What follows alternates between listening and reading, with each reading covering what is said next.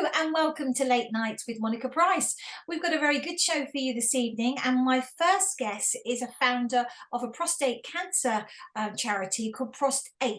Please welcome to the show, Paul Sayer. Paul, welcome to the show. Thank you for joining me. Hi, Monica. Thanks for having us.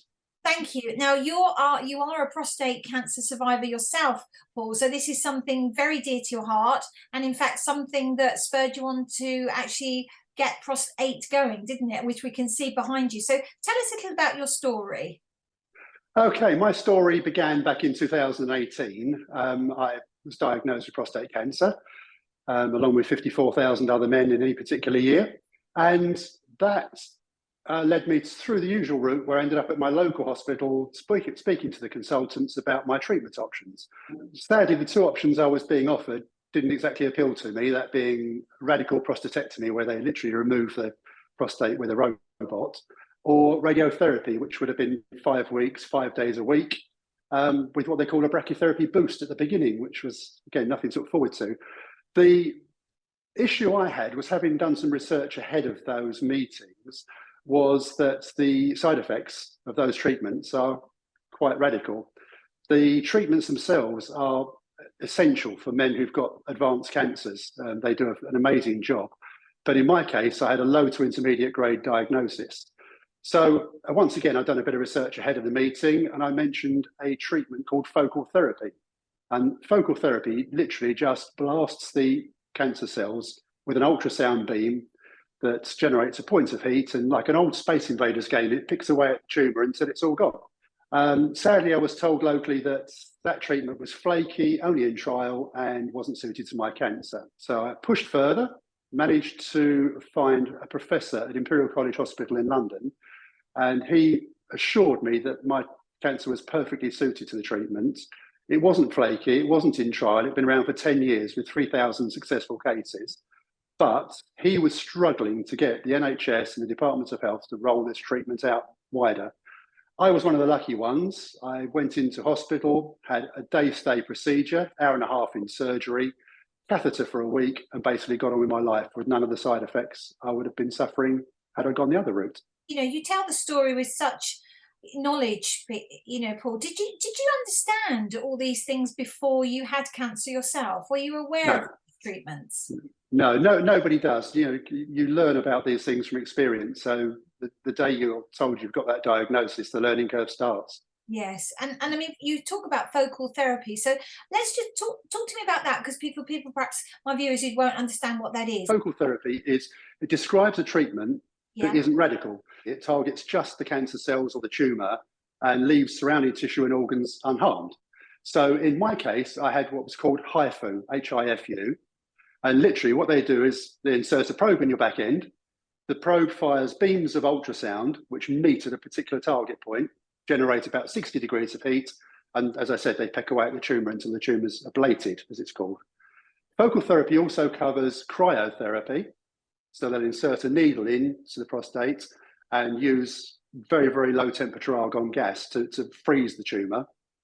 And a third newer one coming along is called IRE, irreversible electroporation. And what that does, they insert needles again, it passes a current across the cancer tumour, which pops all the cells on the surface, and the tumour dies. So they're all focused, there's no damage to the surrounding tissues. If you have surgery or radiotherapy, there is a very, very high chance that you'll be incontinent for many months, possibly years, and in many cases for your remaining life. The other side effect is sexual dysfunction. It destroys more than just the tumour. It destroys relationships, the emotional well-being of a person. Yes, and did it frustrate you, Paul, that you had this treatment, but yet it isn't widely available to any other male that might be going through the same traumas as you went through? Yeah, that's why I'm sat here today, effectively. Having sort of struck a relationship with Professor Ahmed, we had a bit of a longer conversation than I would have normally had, and said, how about we put a charity together to create awareness to try and get some of the other, well, there's 12,000 men a year at least who could have this treatment who aren't seeing it. He bashes his head daily against a brick wall trying to get the Department of Health and the NHS to grasp the principles of what he's doing. Between us, we came up with the idea of the charity. He became the initial patron of the charity. Our other founding patron was Sir David Amis. Between the three of us, we sort of started to push this forward. We had a launch in Parliament. That gained us quite a bit of nice publicity. You know, I've learned a lot since I've been running the charity for 3 years effectively now, working closely with him.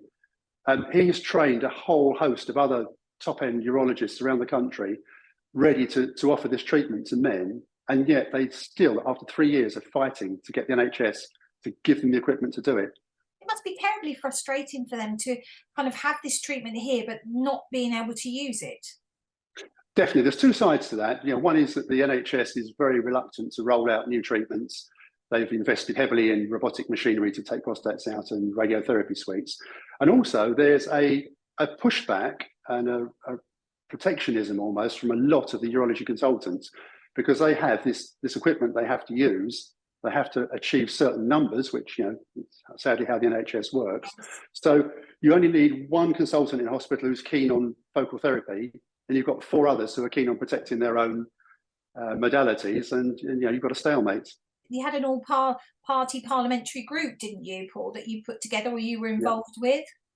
Definitely. We sit on the Strategic Council for that, and it's an all-party parliamentary group for minimally invasive cancer treatments. It covers liver, pancreas. Some of the treatments are even looking at brain tumours and such like now, so it's got great scope. That all-party parliamentary group report came out middle of last year, and we had an amazing publicity campaign behind it, and it just didn't get picked up on. The NHS almost acted like it didn't exist. Why do you think they did that? The NHS moves slowly.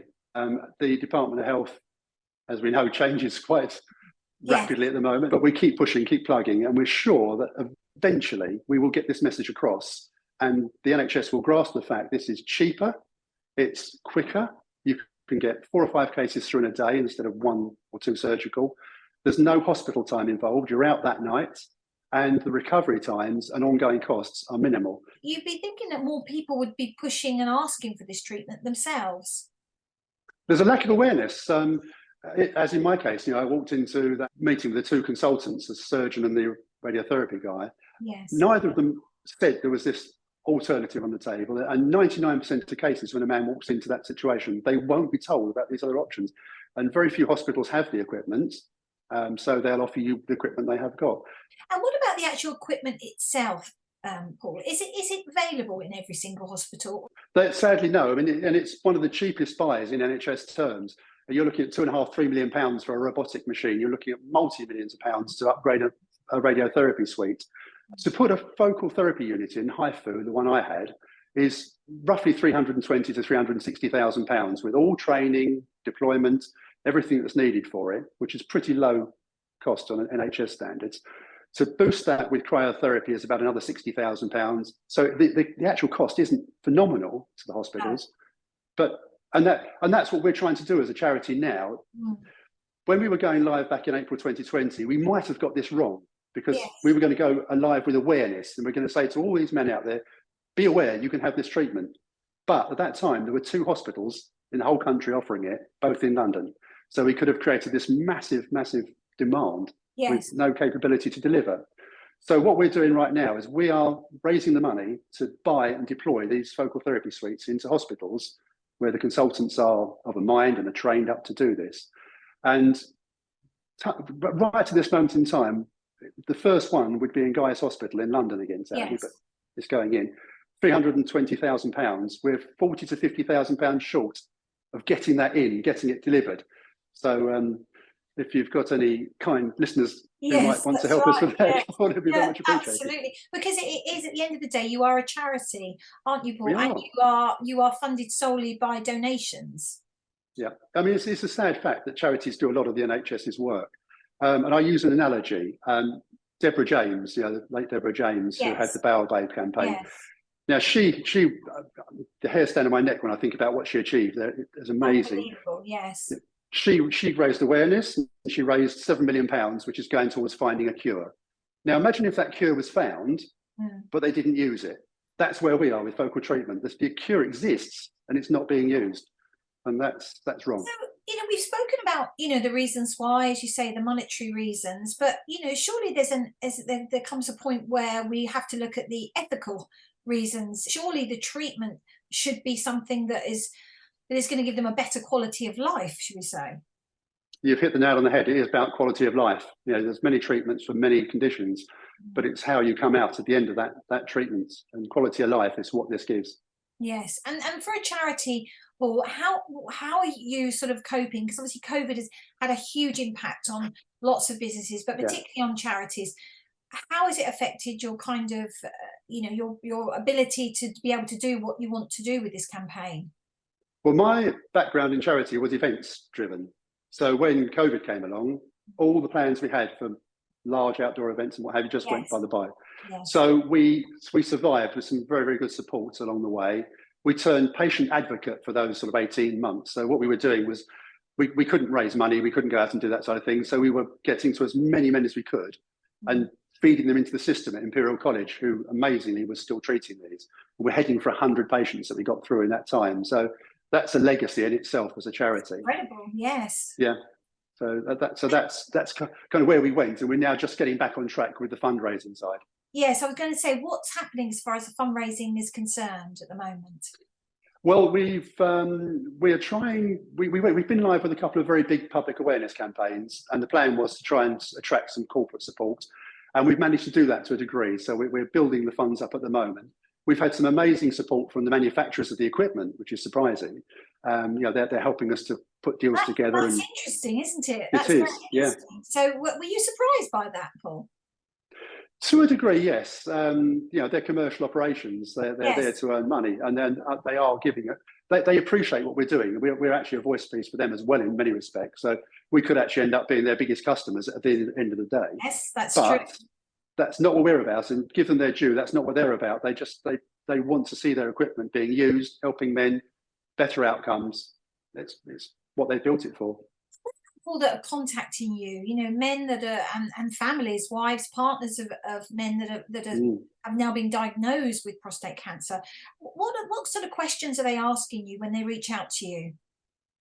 They've normally found us through some of the publicity we've had, so that they come to us sort of knowing that they want something other than they're being offered. Sometimes we can't help, it depends on the grading of the prostate cancer, as I mentioned earlier, but mostly it is about lifestyle. When they come to me, it's regardless of age, they're concerned. They want to maintain sexual function, urinary function. In fact, our campaign we're going out with now is called the MAD campaign. It's manhood and dignity, MAD, manhood and dignity we're going for. And that's what we're trying to say, that if you get the right treatment, it can protect your manhood and dignity. And that is so important going forward with your life, or anyone's life. That's all you want. Cancer shouldn't define your life, should it? And prostate cancer, I think, has always been one of those ones that have just not really been spoken about much. Would you agree with that?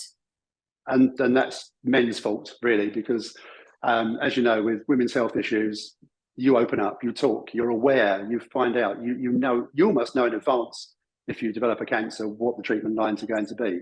Men don't. It's that masculinity thing. I'm tough, I'm fine, don't worry about me, and you get on with it. So that is the biggest issue we've got, is getting men to just open up. And when they do get to us and talk to us and open up, you can hear that relief. Yes. The feeling, I can actually unload, I can talk to somebody about this issue. Do men come to you and sort of even express that, I don't know who to talk to, can you help? Do you offer that sort of service as well within your charity? We do. We have a patient advocacy service now, effectively, where past patients have stepped into ambassadorial roles, and we can pass new inquiries off to them to be spoken about. They've been through the process, they've had cryotherapy, we've pushed them there, or HIFU. So yes, we are. Now that seems we're like not we're not funded. No. We're not funded for it. It's voluntary. So I take my hat off to the guys that do it. So that's an excellent idea, because the person who's just been diagnosed is going to be speaking to somebody who's been through that treatment, who knows exactly how they feel. Exactly. And they normally start with me, and I've been there, so I'll listen to their story, yes, that's right, give them some reassurance, then push them out to someone who can take them further. And what drives you, Paul, as the founder of this charity? It kind of happened. It was that relationship with Professor Ahmed at the beginning, and the feeling that there needs to be something done. I mean, in the next 10 years alone, there'll be over 500,000 new diagnoses, memory prostate cancer, and about a third of those could go this route. It's that knowledge that I can't walk away from. People contact you if they'd like to get in touch with you? Through the website's the easiest one, and that is Prost8, so it's Prost and the number 8, prostate.org.uk. That's lovely. Well, thank you so much for joining me. Thank you. Thank you.